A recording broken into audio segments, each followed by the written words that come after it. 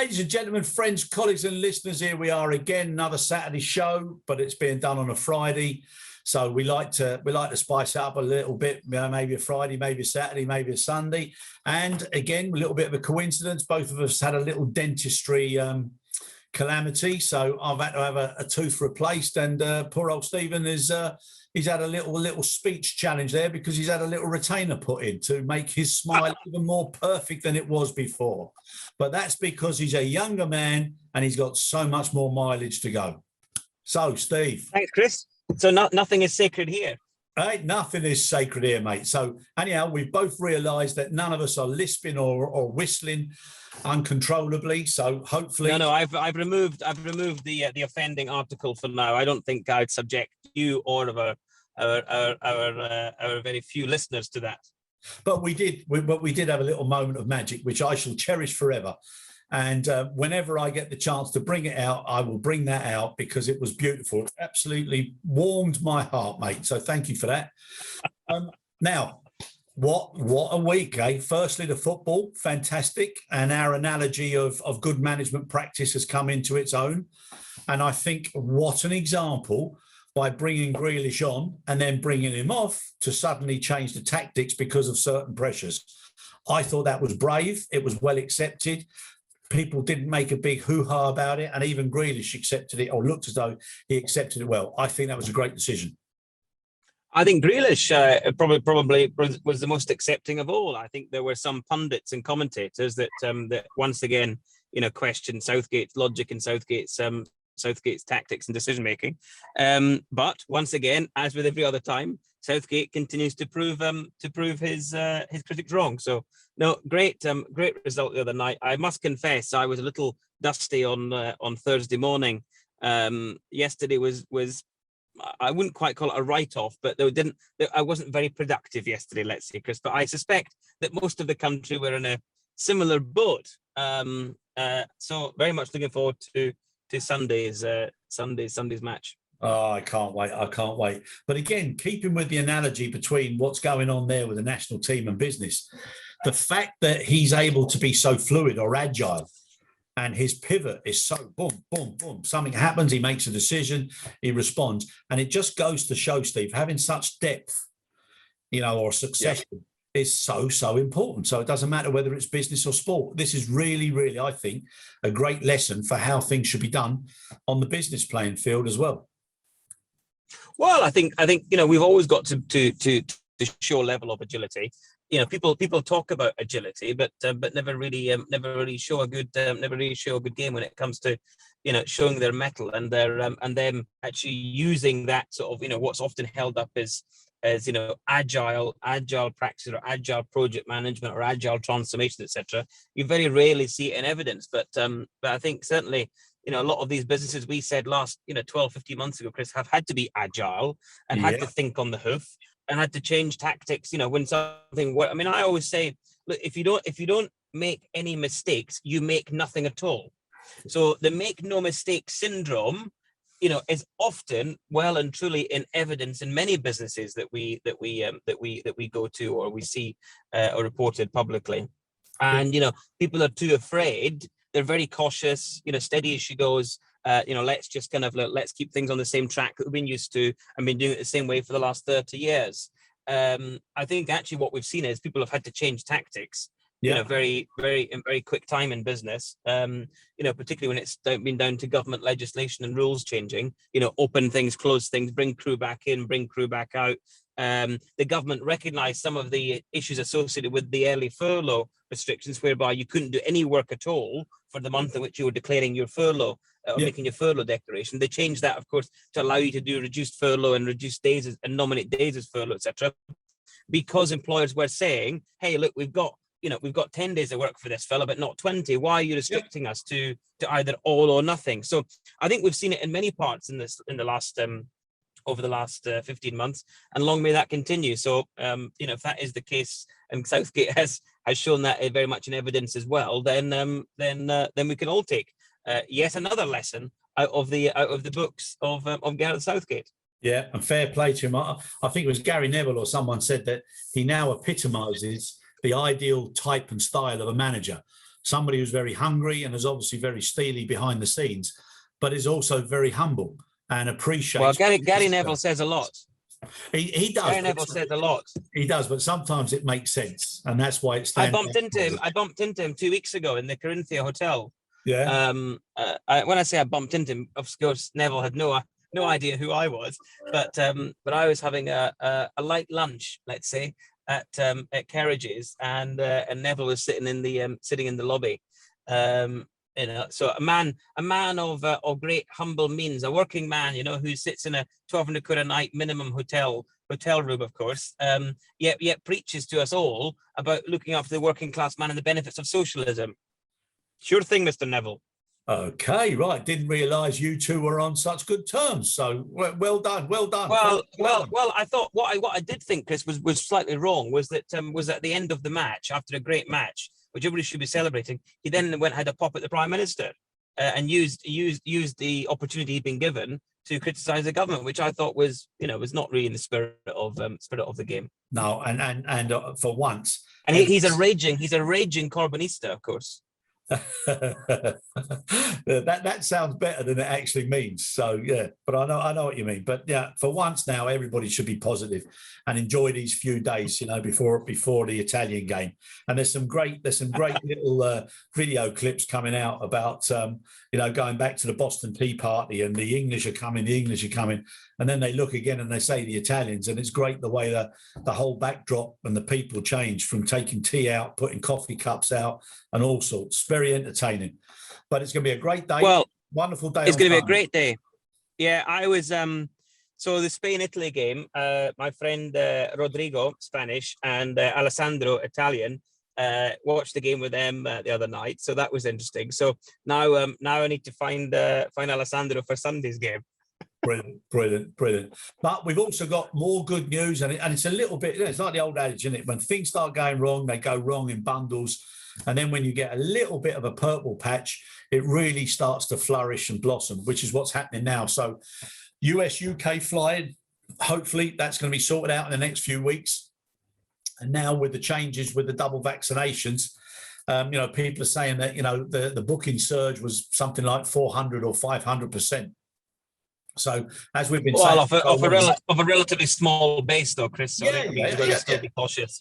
Yeah, no, and I think we're also, without wanting to pour any sort of water on the flames that are now starting to burn and burn away nicely in terms of the reopening stuff. I mean, there are still lots of restrictions, and there are still expensive tests required for fully vaccinated people to travel. So whilst every country that was on amber now essentially becomes green, and now we basically have a green list and a red list, essentially, there is still the difficulty and the expense of what now are largely unnecessary tests.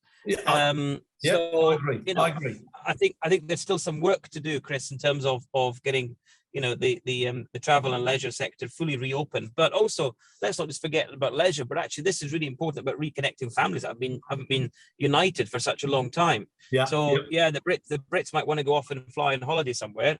That also depends on a bilateral discussion or arrangement with the country that they're traveling to, which a lot of people sort of forgot when they got very excited at the announcement by Mr. Shapps the other day.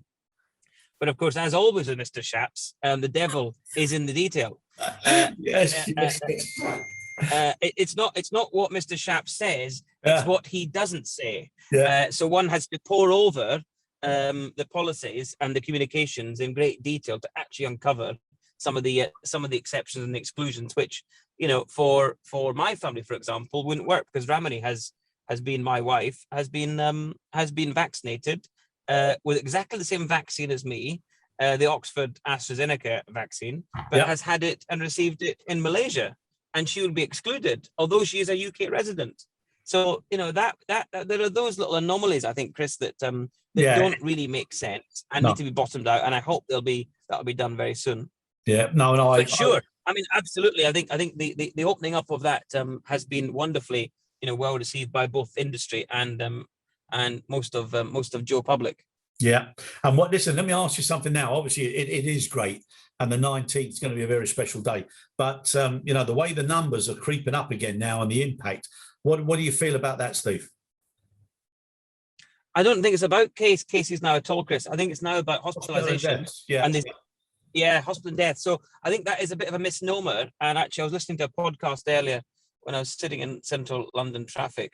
It seems a very common event these days, sitting in the car. But there's some great podcasts to listen to. But the one I've quoted before is Newscast. So if you don't listen to the Eva podcast, then of course you should listen to Newscast from the BBC. One of the few publications which is quite good because it's kind of casual conversation. But the guys on there, Chris, were speaking about exactly this point. Is the publication of these daily cases and the reporting of it daily, is it detracting from the great inroads that have been made in virus and management, both because of the vaccine? Because the vaccine has broken the link, are we unnecessarily, confusing the public or conflating this with a spike that is likely to cause a major issue? And that is a question at hand, I guess, which is, we need to be careful now about what we report. So I personally, it doesn't bother me, but you know that I've had a very sort of glass half full attitude throughout this period. Yeah. But I do think some people would be worried by that, and they would be unnecessarily suggesting then that we start closing things down again. Yeah. I mean, I've still got an opinion on that. I think October is going to be a very challenging time where decisions are going to have to be made. But I agree with you, Steve. It's something that everybody's got to learn to live with now. But the logic of what they do and what they don't do has got to be balanced, because otherwise they're going to get. It does. They're not going to want to follow the guidelines, and they're going to kick back, and it's going to cause a lot of problems. Yeah, well, a colleague of ours, as you know, Chris, got a ping the other day on the NHS test and trace. Exactly.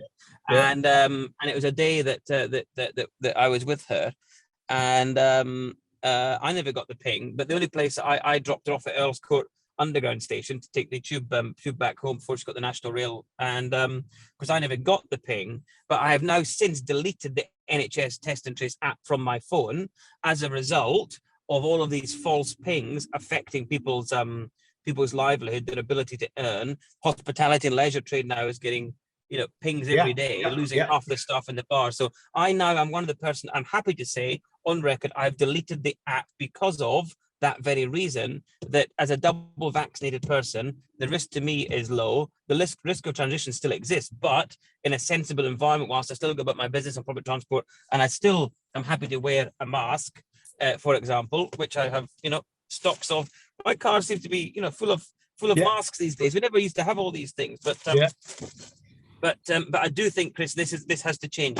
The government listened to that feedback this week, and I saw an announcement this morning that they will be changing the sensitivity of the app. Because if I were sitting in a bar or on a train, is it say 5 meters, 10 meters, 50 meters? Somebody been here in the last hour, or somebody that I've come into no contact with whatsoever? I mean, if you scan into my local bar here, Homeboy, which you've enjoyed a pint in, Chris.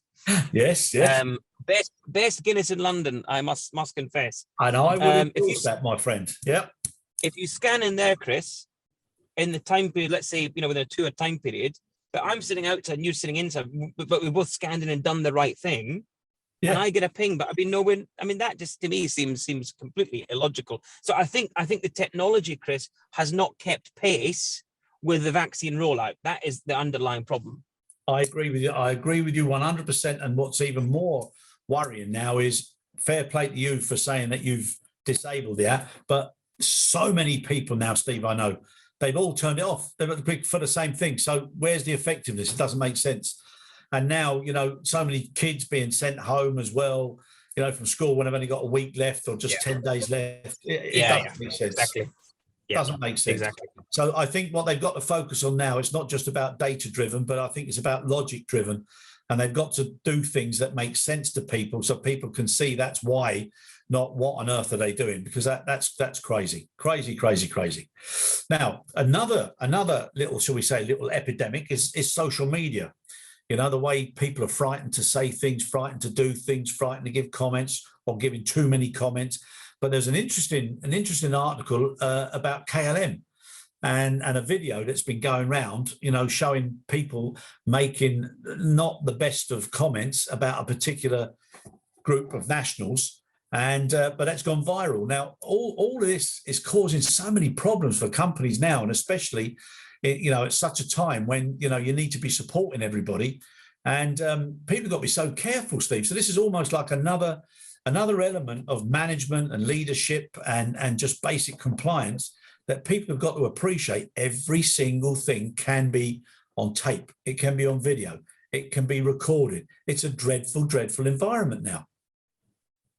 Well, I don't know the issue you're talking about, Chris, so I can't comment on that specifically. But one thing I would say is if it doesn't involve KLM is one of the most social media savvy airlines that I've ever come across. Yeah. And so I don't know what the issue is, if you want to share it or not. But without going into too much detail, some personnel wearing KLM uniforms actually made comments about a particular nationality, which basically said, give them all a single ticket, F star off, one of the individuals said. So it's not the best of things to be saying about paying passengers, provided it was somebody that was actually in the employment of KLM and not somebody who was just in one of their uniforms. But nonetheless, it doesn't do good for that particular carrier with that particular country once it comes out, because people will just say, well, right, if that's what you think, we won't fly with you again. But this is the power of social media. This is where the power now really truly is vested in the complainant, without any context whatsoever of the issue. Or I don't know who these rat bags were that they were speaking about, but customers can be rat bags. And but if it's a generalist statement, that probably is wrong, and it could also potentially be racist or discriminatory. So if it is any of those things, that's not right, Chris. However, I think we've got to take it with a pinch of salt sometimes. I would err on the side of caution, before sort of jumping to conclusions about any sweeping statement about KLM. Because I know the Dutch can be pretty, if it is a Dutch worker, I know the Dutch can be pretty forthright in their views, and they're pretty candid folk, but I've always found them to be very fair and polite, and that is embodied in the Dutch spirit of KLM. So it wouldn't mean much to me. You see this all the time with these bloody idiots, who don't wear masks or whatever, or how they speak to the crew, or how they, there's just no respect whatsoever. Absolutely no respect whatsoever.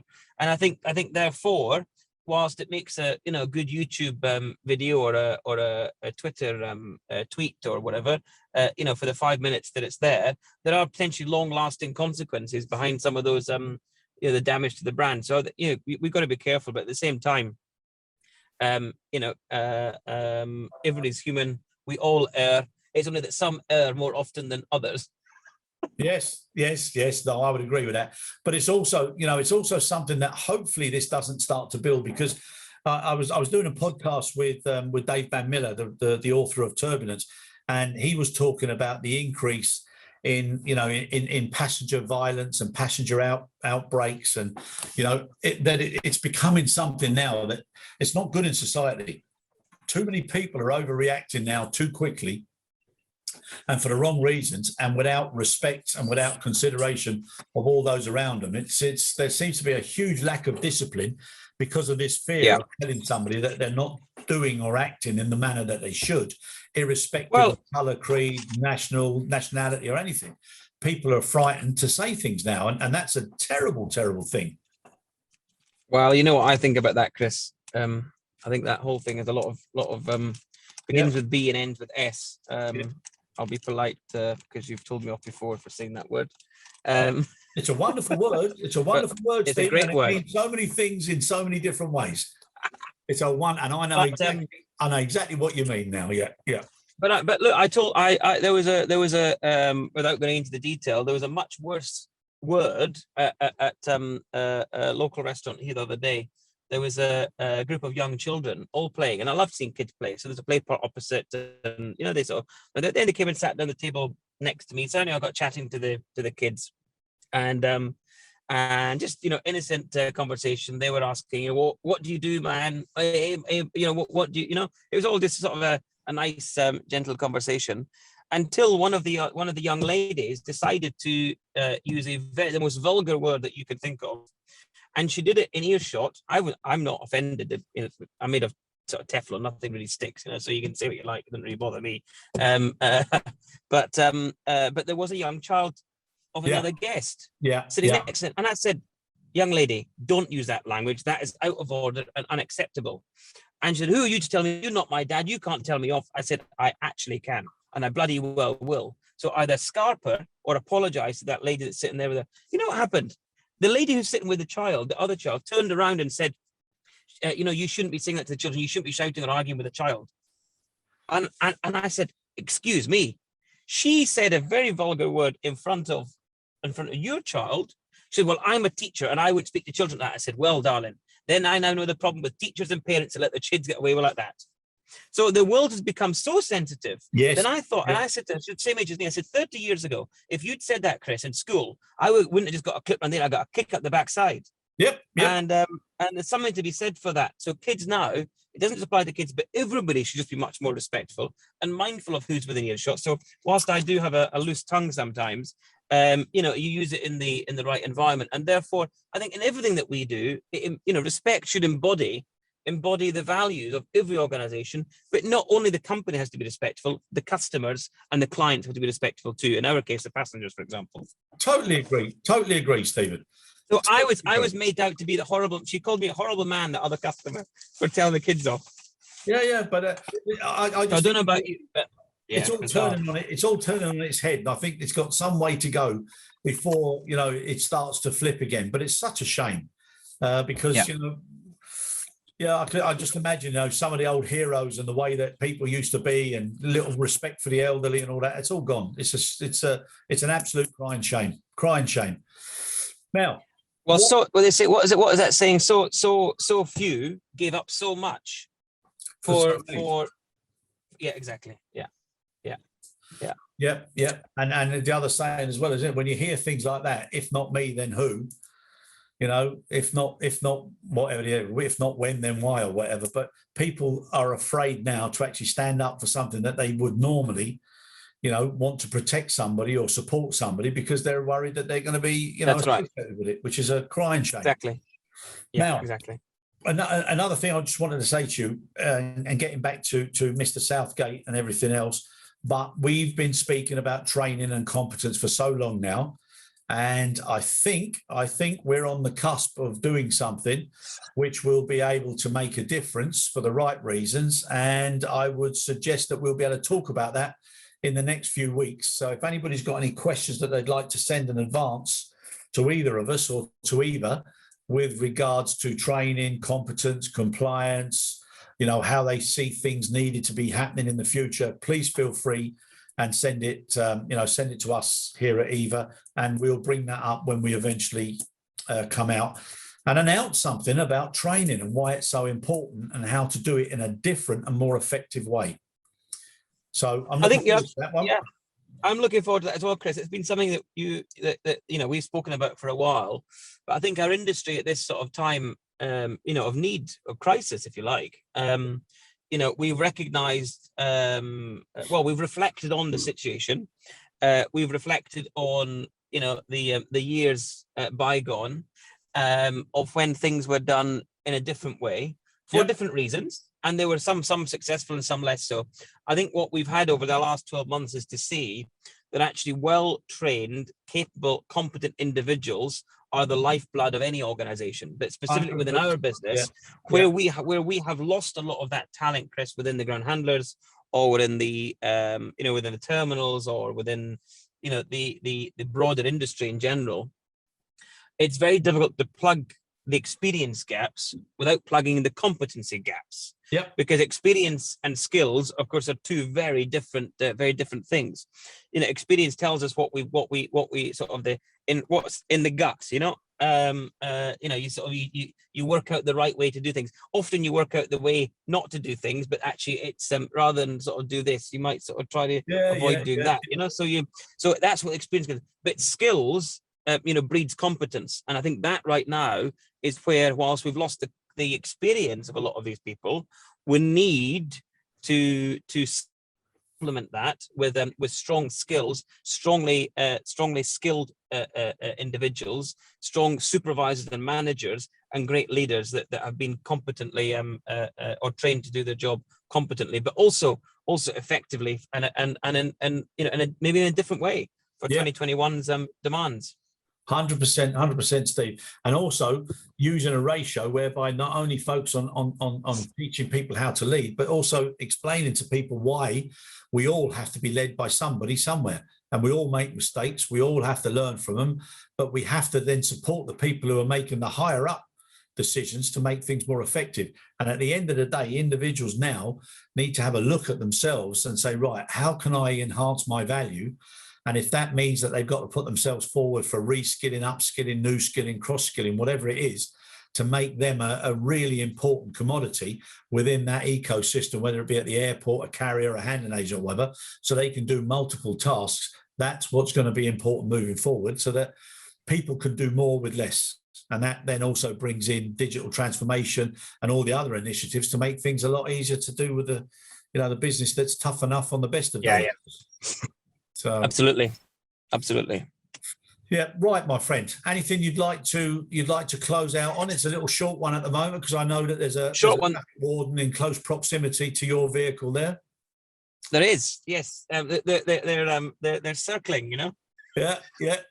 They get ready for the the bloody hawks that they are. I'm more dovish, you know. So as you would suspect, but no, all good, Chris. I think I think hopefully we'll have some more news next week. I think there's some more. We'll see the effect, I suspect, when we meet again next week, around the effect of the with the new measures been introduced by the government this week. I think we'll see the impact of that next week, and hopefully it's positive. And there'll been some more commentary around that we can touch on more specifically. I am very excited about announcing our new venture, but we will wait with bated breath. Yes. Until we do that, until the I's are dotted and T's crossed. Exactly, and a few little on that note. And a few little shades put in as well. Now, listen. Last thing I want from you. Forecast for the score on Sunday. 2-1 England. 2-1 England. Right. I'm going to say 3-2. Right. Oh, lot of goals, Chris. Yes, but I've got a feeling. And who do you think are going to be the scorers? Well, Harry Kane's got to be one of them. Yeah, go on. Actually, I mean, Harry could get both, Chris. But I'd say, look, I'd like to see Kane and I mean, I thought Harry Maguire did the excellent job completely the other day. But so I think let's go with Kane and Maguire. All right, and that's exactly what I'm doing. Even though there's 3, I'm going to go with Kane scoring 2, and he's going to take the golden boot. And poor old Ronaldo will be really upset because he'll be pipped. But I think Kane's going to get the golden boot, and I also think Maguire will get a goal as well. So cool. I can't wait for Sunday, Stephen. God, so our football picks are almost the same as our dentists. Yes, mate. Almost. Yeah. What a coincidence. Let's see what more coincidences there are moving forward. So, to everybody out there, enjoy these next few days and enjoy the game on Sunday. Salam's just come up 3-1 England. There's another one. 3-1 England. Oh, very good. Yeah, and the only thing he hasn't come up with is who the scorers were. But yeah, no, it's great for the country. A lot of positive news now, and please God, it'll continue and continue and continue. And whatever it'd be lovely to see Scotland supporting my Scottish brethren supporting England on Sunday night, but I can't see that happening. No, I'm sure a lot of them will be wearing Italian shirts, but equally the Italians have had a fantastic tournament, and I loved that interaction with the Italian captain and the Spanish captain when they went into the extra time in the centre circle. That was superb. I didn't see that. No. I did see that, of course, before the toss. Yeah. Where the Italian skipper punched the Spaniard jokingly. Yeah, I thought that was good, but it's also nice to see 2 old boys at the back doing so well. But I think also, Chris, it's indicative of the or very telling of the relationship that these lads have off the pitch, because actually when they're not playing with their national colours, they're often playing for the same sides anyway. Yeah. Mancini was a Leicester man for years, as we know. So I think I spoke about Shevchenko last week as well. Yeah. The way that he it's so nice to see. Actually, the one thing I still hate seeing is louts. Behaving badly. And the silly idiots with the laser on the goalkeeper. That was absolutely disgusting. There's no place for that. And when you see the amount of effort that footballers trying to clean up, I think the only thing that they really need to sort out is all this bloody diving and falling. That's wrong. That's not good for the youngsters who are starting to play either. But I think in general now, the spirit in which the games are played, the respect for each other, I think is absolutely exceptional. And this tournament has been wonderful. It has. Yep. All right. And I'll tell you what, time will fly by, Stephen, and we'll probably be talking about the World Cup in Qatar in 17 months' time. There you go. There's something to look forward to. If I'm still doing a podcast with you in 17 months' time, then you've got great value out of this when you told me I've been doing it for a week. There you go. One off, you said. Yeah, but it's still a one-off. But it's an absolute pleasure. I've got my friends at the window here, so it's time for me to go. Take care, lovely boy. Look forward to seeing you. Speak soon. And thanks very much for making the effort. Really appreciate it. Even though it has been a long week. Well, they say a week's a long time in politics. It's even longer in podcasting. Quite. Yeah. Take care, son. All the best. Cheerio. Cheers.